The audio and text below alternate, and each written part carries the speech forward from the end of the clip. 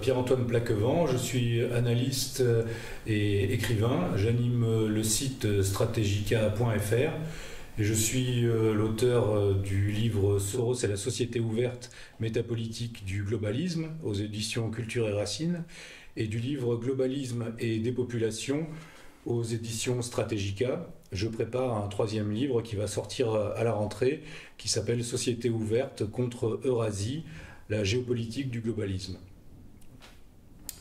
Je m'appelle Philippe Bogola. J'ai un parcours pluridisciplinaire qui m'a amené de la physique jusqu'à la psychanalyse. Et j'ai un site qui s'appelle l'unitédusavoir.com où régulièrement je fais des entretiens avec des gens intéressants. Donc, Pierre-Antoine. Quel va être le sujet de votre échange ? Je pense qu'on peut commencer sur la géopolitique et on va montrer un petit peu les connexions entre le domaine géopolitique et ce qu'on appelle la métapolitique, et puis après peut-être les domaines plus métaphysiques ou spirituels. Donc je vais commencer un petit peu, peut-être en introduction, un peu sur l'actualité géopolitique. Alors on a vu le sommet Russie-Afrique en Russie. Alors c'est intéressant de voir un petit peu les tendances actuelles géopolitiques. Donc on a la Russie et la Chine qui prennent toujours plus de place en Afrique, pardon, et qui prennent. On a vu Macron qui essaye de sauver les meubles et qui parle de la Russie comme une puissance impérialiste et déstabilisatrice en Afrique. Donc on voit que ça se tend même au niveau du discours. Et alors ce qui est intéressant, c'est de voir finalement comment les puissances, les blocs en présence prennent de l'influence sur l'étranger proche de l'Europe et en Europe même. Bientôt, il va y avoir la rencontre entre Meloni et Joe Biden. Les Américains proposent à l'Italie justement de servir de plus en plus d'intermédiaires en Afrique et même de développer ce qu'ils appellent l'italosphère, à la fois en Europe et à l'extérieur. Et donc si on regarde bien, les Américains sont en train de faire une sorte d'axe qui va de la Finlande à la Méditerranée, en s'appuyant sur tout un corridor de pays, et notamment dont le centre de gravité, on peut dire, militaire, sera la Pologne. Et donc on a finalement le résultat de cette confrontation, de cette guerre, c'est la distanciation qui est mise maintenant entre le cœur, si on veut, carolingien de l'Europe, qui est constitué par la France et l'Allemagne, avec la Russie, qui sont séparés maintenant par tout ce corridor de pays pro-OTAN. Vous avez en Afrique justement les puissances eurasiatiques, chinoises et russes qui, elles, prennent de l'influence. Donc on est dans cette configuration où réellement cela évoque finalement un petit peu les tensions géopolitiques qu'il y avait aussi avant la Seconde Guerre mondiale, notamment en Afrique, où les puissances, on pourrait dire à l'époque, qui contestaient l'ordre géopolitique établi, essayaient aussi de prendre place en Afrique, dans l'étranger proche de l'Europe. Et donc finalement l'Europe est actuellement tiraillée, et de plus en plus elle va être déchiquetée entre cet affrontement planétaire. Donc un affrontement qui, si on se place à une échelle vraiment eurasiatique, à l'échelle de ce que le géopoliticien Mackinder appelait l'île mondiale, c'est-à-dire le continent eurasiatique dans son ensemble et l'Afrique, eh bien vous avez donc cette guerre en Ukraine, qui est finalement la guerre entre la zone, l'espace-monde tenu par l'Occident, et puis l'espace-monde eurasiatique. Et puis si vous allez à l'extrême-orient de l'Eurasie, là vous avez la tension en Asie du Sud-Est qui monte constamment avec la Chine. Et là aussi, si on regarde bien, avant la Seconde Guerre mondiale, c'était la tension qui montait à l'époque avec la puissance asiatique qui remettait en cause l'ordre géopolitique établi, c'était le Japon, à peu près dans la même zone du monde. Donc finalement, on a des parallèles. Et ces parallèles, pour moi, indiquent une montée en tension qui fait que la différence de scénario avec les guerres mondiales précédentes, eh bien, c'est l'arme atomique qui empêche les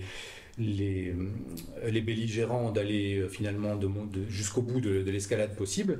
Et on est donc finalement au départ dans un scénario de ce que certains comme Carl Schmitt appelaient une guerre civile mondiale, c'est-à-dire comme le système est intégré et comme l'arme atomique empêche de monter aux extrêmes, et finalement la tension et la guerre se manifestent plutôt par des tensions régionales. Mais ces tensions régionales montent de plus en plus et on peut arriver à un moment donné à un scénario d'escalade plus ouvert. Alors, c'est là encore le parallèle avec l'avant-Seconde Guerre mondiale est intéressant, puisqu'il était là aussi question finalement d'un ordre géopolitique qui se fracturait, et finalement de certaines puissances qui voulaient établir une forme d'ordre polypolaire avec différents centres de puissance, et des puissances qui, elles, voulaient garder une forme d'hégémonie. Et là, on est totalement dans ce scénario-là à notre époque. La différence étant qu'avant la Seconde Guerre mondiale, qui plus est, le problème était que les puissances qui remettaient en cause finalement l'ordre géopolitique installé étaient très idéologisées, et notamment dans le cas des puissances de l'Axe, avaient une idéologie suprémaciste qui empêchait de créer des alliances stables, parce que du moment que vous considérez que vous êtes supérieur à l'autre, avoir des partenaires est tout de même problématique. Là, la Russie et la Chine sont dans une attitude totalement différente. Ils sont au contraire dans une attitude de concurrence avec l'idéologie qui sous-tend la géopolitique occidentale, qui est l'idéologie des droits de l'homme, et qui ne fonctionne plus en fait, qui ne fonctionne de moins en moins. On le voit en Afrique, malgré toutes les tentatives qu'avait fait Macron, même avec son sommet qu'il avait appelé sommet Afrique-France, non plus France-Afrique, et malgré toutes ces opérations de communication, finalement les peuples de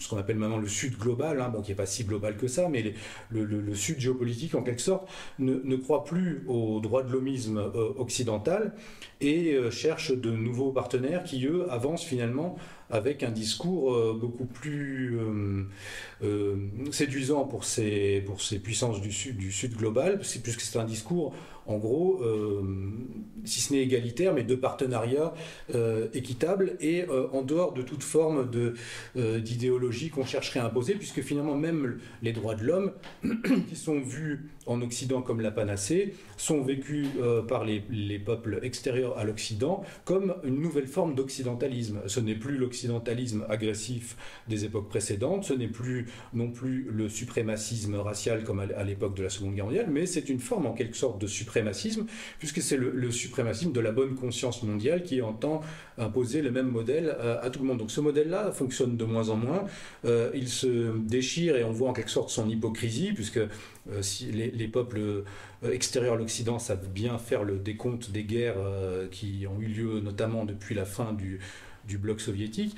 Donc ce modèle ne marchant plus, le modèle multipolaire tend à s'imposer toujours plus. Et il y a une autre variable qui n'est jamais prise en compte en Occident, selon moi, c'est la variable spirituelle. C'est-à-dire l'idée que l'Occident, finalement, et donc la mondialisation occidentalo-centrée, est quelque chose d'assez unique dans l'histoire, de par sa volonté de créer un système international où finalement la place de l'esprit ou des choses d'ordre spirituel sont complètement inexistantes. Et finalement, quand on regarde les gens qui pilotent en gros cet Occident, vu leur idéologie, c'est même une inversion complète des valeurs non seulement occidentales, mais même de tous les peuples du monde, puisque quasiment aucun peuple traditionnel n'a jamais construit une anthropologie dans laquelle l'esprit est complètement exclu, voire même dans le cas de l'anthropologie occidentale moderne, c'est comme l'expliquent des gens, même comme Julian Huxley, des gens comme ça qui ont été très actifs dans la construction de la gouvernance mondiale sous sa forme actuelle, actuelle, et avec l'idéologie transhumaniste en arrière-fond, des gens qui expliquent que finalement l'esprit émergerait de la matière elle-même, presque comme c'est un stade évolué de la matière. Et ça, c'est assez nouveau finalement, puisque dans des visions plus traditionnelles, c'est en quelque sorte l'inverse qui est vrai.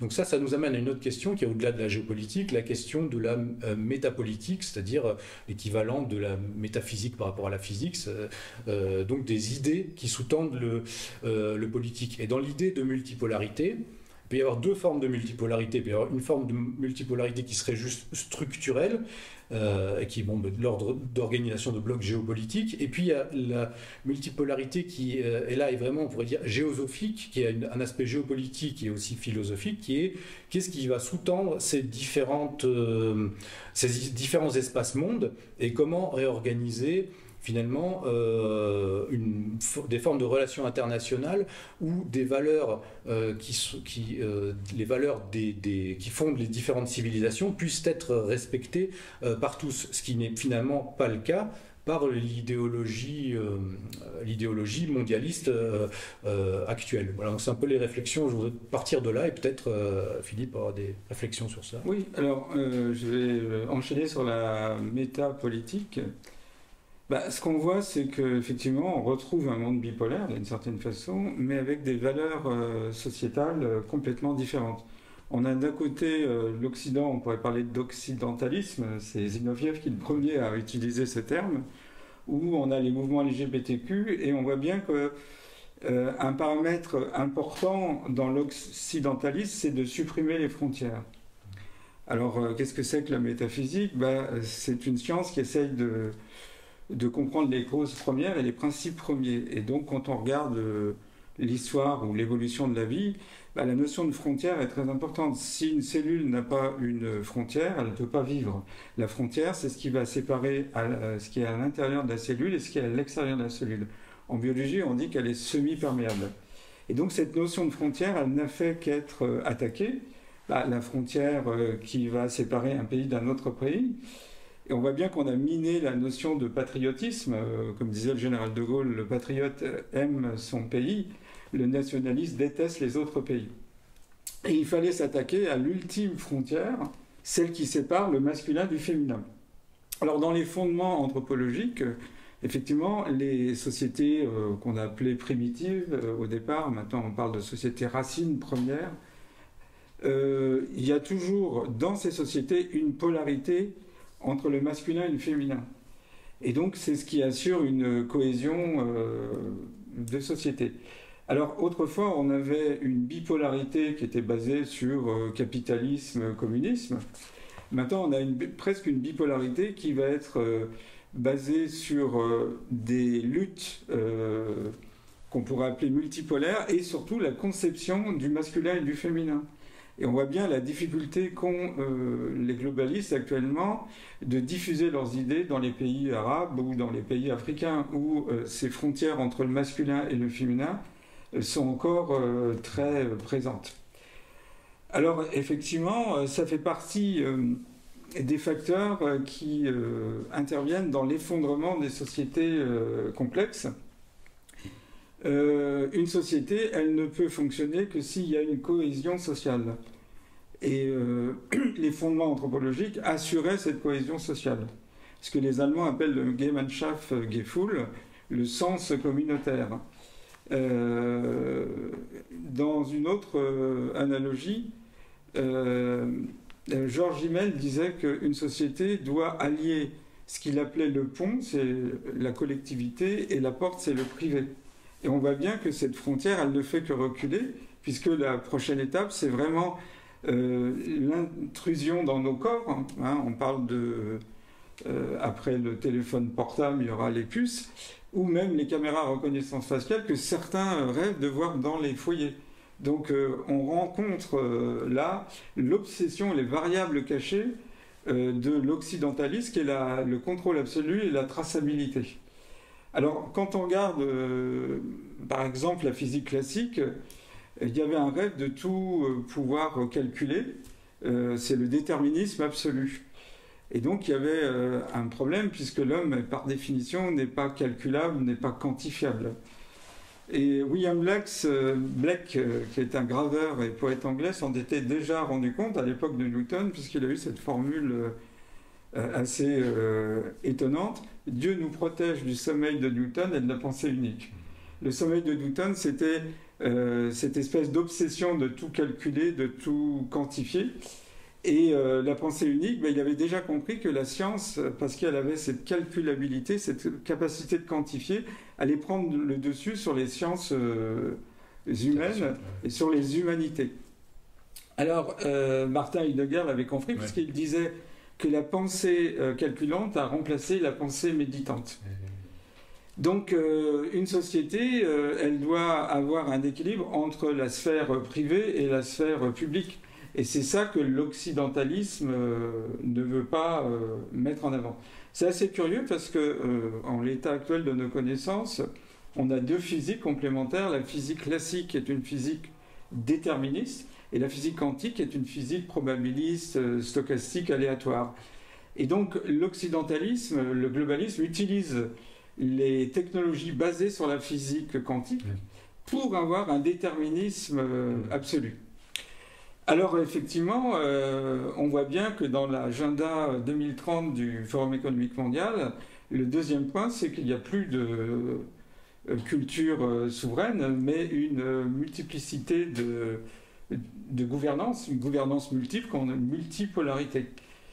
Alors, ce qu'on vit, c'est vraiment une transition de phase. Alors, qu'est-ce qu'on appelle une transition de phase? Si vous prenez de l'eau, tout le monde sait qu'à 0 degré, l'eau se transforme en glace.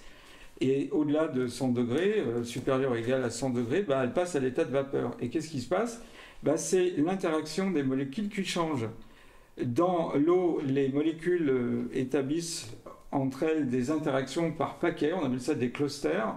À l'état de gaz, les molécules sont quasiment isolées, et à l'état solide, les molécules ont perdu un degré de liberté. Donc le passage de la glace à la vapeur, c'est une perte de degré de liberté. Et on voit bien que ce qu'on veut nous imposer, c'est une perte d'individualité, degré de liberté. Et en ce sens, c'est une transition de phase. Le grand reset, finalement, serait une transition de phase où les rapports interindividuels et collectifs seraient complètement changés. Et la guerre de l'Ukraine est un prétexte pour mettre en place ça. D'ailleurs, la fille de Klaus Schwab a annoncé que finalement, peu importe que le réchauffement climatique soit vrai ou pas, ce qui compte, c'est qu'on puisse avoir l'opportunité, la fenêtre d'opportunité pour pouvoir changer le rapport entre les sociétés. Et c'est ça qui se passe, c'est-à-dire que dans les transitions de phase, l'interaction entre les atomes ou les molécules change, et là on est en train de changer l'interaction entre les... Oui. Entre les sociétaires, en fait, entre les... Voilà, et on retrouve le vieux débat marxiste, est-ce que l'existence... précède l'essence ou l'essence précède l'existence? Est-ce que l'esprit précède la matière ou de la matière naît l'esprit? Et donc, dans la vision de l'occidentalisme, on est à fond dans l'hypermatérialité. Et donc, on considère que, par exemple, l'interaction des neurones, les réseaux neuronaux, font émerger l'esprit. Et donc, on est persuadé que ce qu'on appelle l'esprit, certains iront jusqu'à l'âme, vient de l'interaction entre la matière avec elle-même. On considère que l'esprit, la vie, l'âme sont des sous-produits accidentels de réarrangement complexe de phénomènes matériels. Quoi. Mais comment... est-ce que, selon vous, est-ce qu'il y a en quelque sorte tout de même une forme d'idéologie cachée pour les élites, ou est-ce qu'elles croient réellement à cette chose-là, ou est-ce qu'elles ont une forme pour elles de gnose, en quelque sorte, qu'elles se garderaient? Et parce que ça paraît étonnant d'arriver quand même à croire ça de manière... c'est une idéologie. La science est devenue la religion de la fin des temps, et on est à fond dans le matérialisme. C'est aussi un thème métaphysique, le rapport de la matière et de l'esprit. Alors je pense qu'il y a une idéologie des élites financières, ou ce qu'on appelle aussi le gouvernement profond. Mais il y a beaucoup de gens qui sont victimes de cette idéologie, c'est-à-dire considérer que tout est matériel. Alors on va simplement illustrer ça par un chiffre. Un atome est vide à 99,999,999,999%. Derrière la virgule, il y a 99 Il y en a qui sont un peu plus modestes, 6, 9, mais peu importe. Ce qu'on appelle le matérialisme, c'est 0, et derrière la virgule, il y a 6 ou 9 0, puis 1. Donc, est-ce vraiment raisonnable de tout ramener à la matière? Alors, ce qui est intéressant, il faut un regard pluridisciplinaire. Quand on regarde ce que nous disent les astrophysiciens, ils nous disent que pour une particule comme un proton, alors la proton, c'est une particule qu'on trouve dans le noyau d'un atome. Alors, c'est quoi un atome? On peut donner cette image fausse, mais qui a été le départ d'une réflexion sur le modèle atomique. L'atome est un mini-système solaire. Au centre de l'atome, vous avez un soleil intra-atomique qui est fait de 2 particules, les protons qui sont chargés positivement, les neutrons, et autour de ce noyau ou de ce soleil intra-atomique gravite ce qui serait l'équivalent d'une planète, toujours la même, la Terre par exemple, l'électron. Et donc pour un proton, il y a 1 milliard de particules lumineuses. Alors quand on parle d'une lumière décrite quantiquement, on parle de photons. Parce que la description que peut faire de la lumière la physique classique est un peu différente de la description que peut faire la physique quantique de la lumière. Donc pour un proton, il y a 1 milliard de photons. Donc on voit bien que déjà sur Terre, il y a une espèce d'aveuglement idéologique qui a eu tendance à glorifier la matière au détriment de la lumière, du vibratoire, de l'onde. Alors, si on réfléchit, notre cerveau, il est vide à 99,9 999 999%. Et ça me fait rire parce que ma grand-mère me disait toujours, dans ma jeunesse, j'ai rien dans la tête. À cette époque, elle avait énoncé une loi quantique. Alors, tout est faux dans notre idéologie occidentalisme.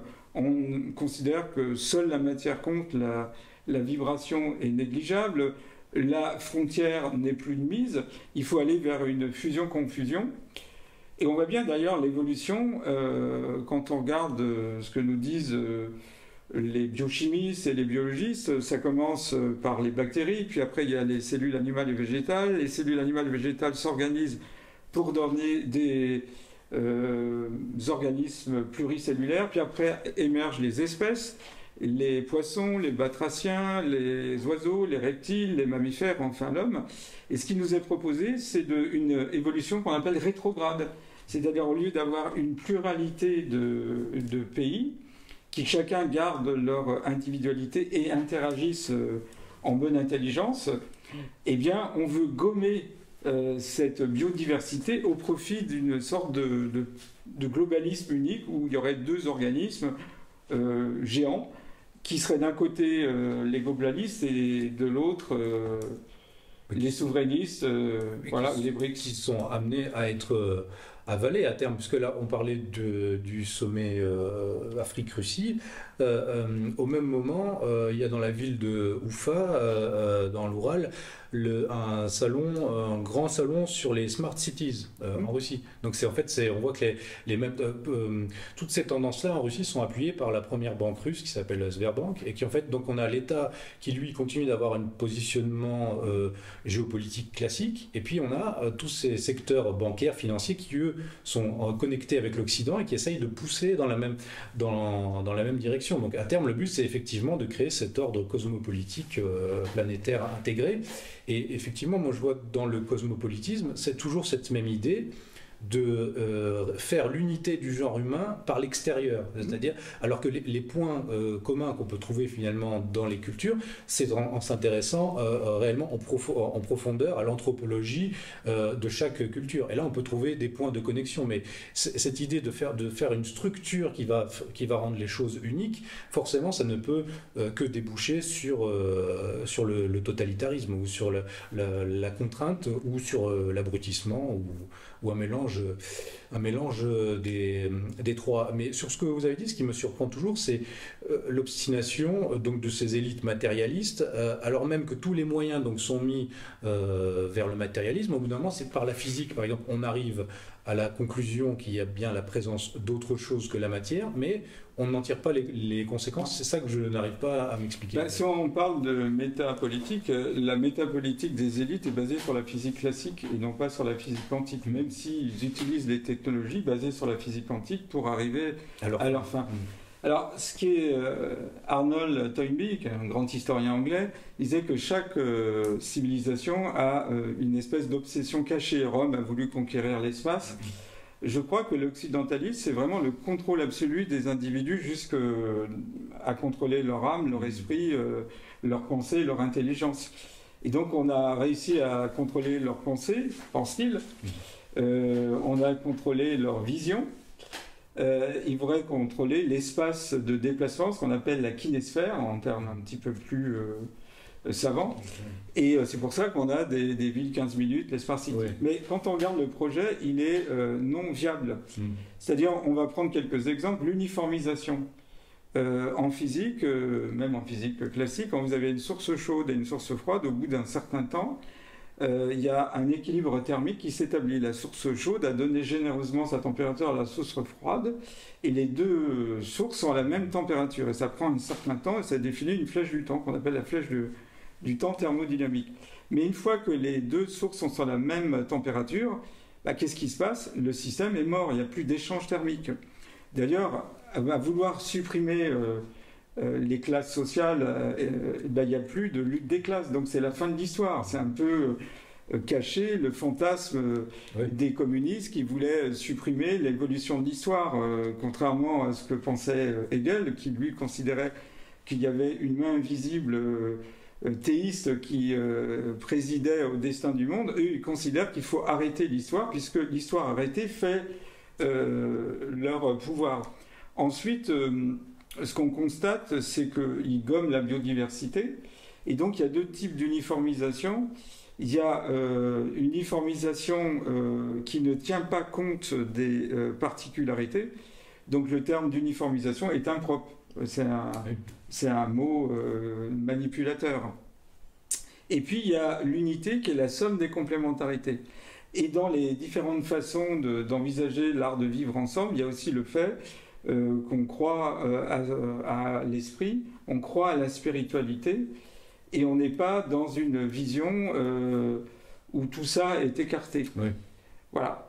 Alors il faut distinguer la mondialité qui pourrait tenir compte des particularités et de la mondialisation qui est en fin de compte du copier-coller.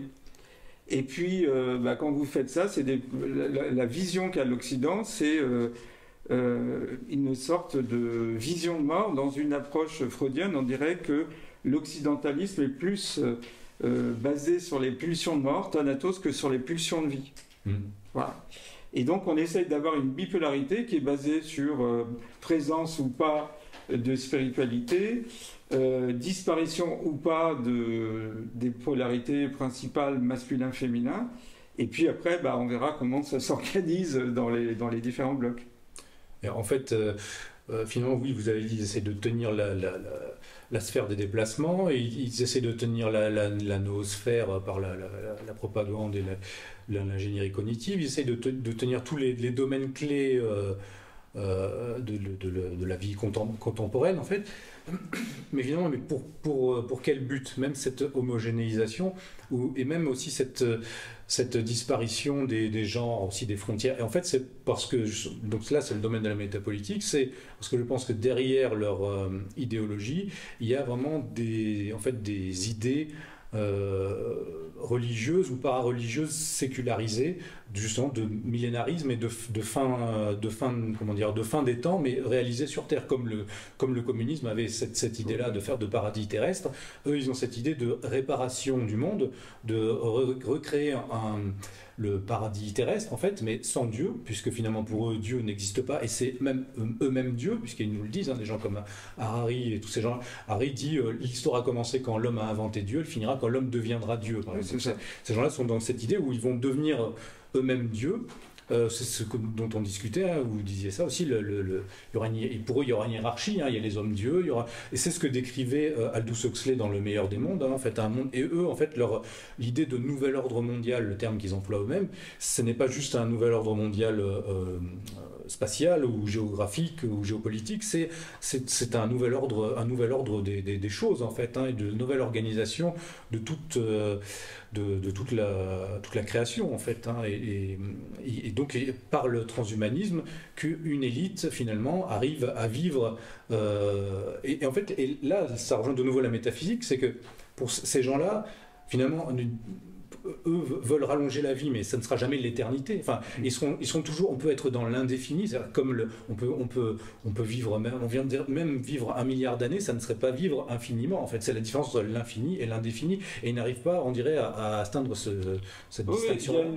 Quand on est extrêmement matérialiste et qu'on croit qu'il n'y a rien après la mort, on s'accroche désespérément à sa vie incarnée. Oui. Et donc, imaginons quelqu'un qui a une fortune colossale, mais il ne peut pas ajouter des années à ses années. Ça serait un peu vain d'avoir toute cette puissance.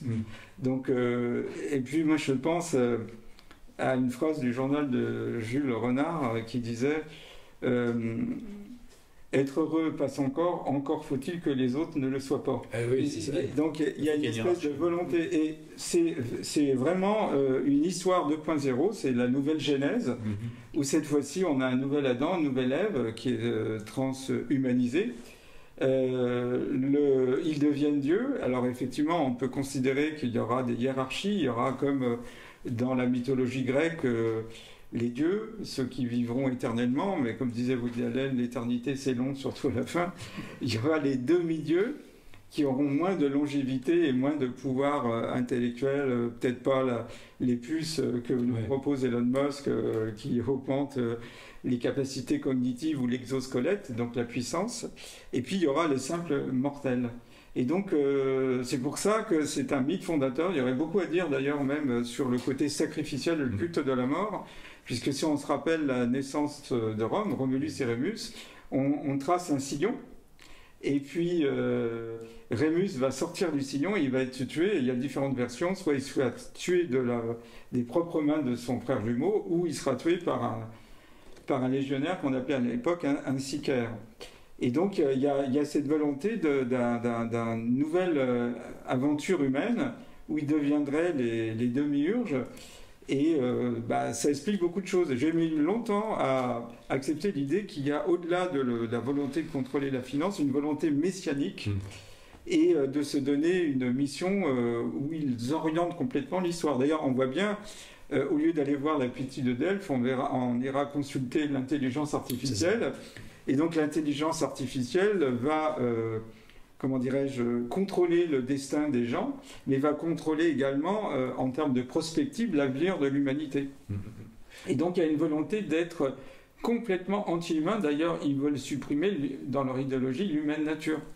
Mais justement, est-ce qu'on n'est déjà pas rentré dans cette lutte où en fait finalement les hommes qui refusent d'être augmentés de manière artificielle et par l'extérieur et refusent de rendre un culte à l'intelligence artificielle continuent de conserver la faculté de contemplation en fait et vont l'user finalement pour résister à ce système-là, et au final ces gens-là pourront peut-être s'emparer structurellement du monde, mais ils n'arriveront pas à toucher le cœur de ceux qui garderont en eux cette capacité de puissance spirituelle et de contemplation en fait. En théologie on dit que Dieu a une puissance infinie, donc aussi puissants soient-ils, ils ne peuvent pas combattre une puissance infinie. Exactement. Et donc on retrouve d'ailleurs ce qui s'est passé dans l'ex-URSS où effectivement le communiste de l'époque combattait toute personne qui avait une spiritualité. C'est différent maintenant, et on voit bien qu'on est rentré dans un communisme 2.0 où on s'attaque à la spiritualité, puisque la spiritualité, selon Mircea Eliade, l'homo religiosus, c'est vraiment ce qui définit l'homme, cette transcendance.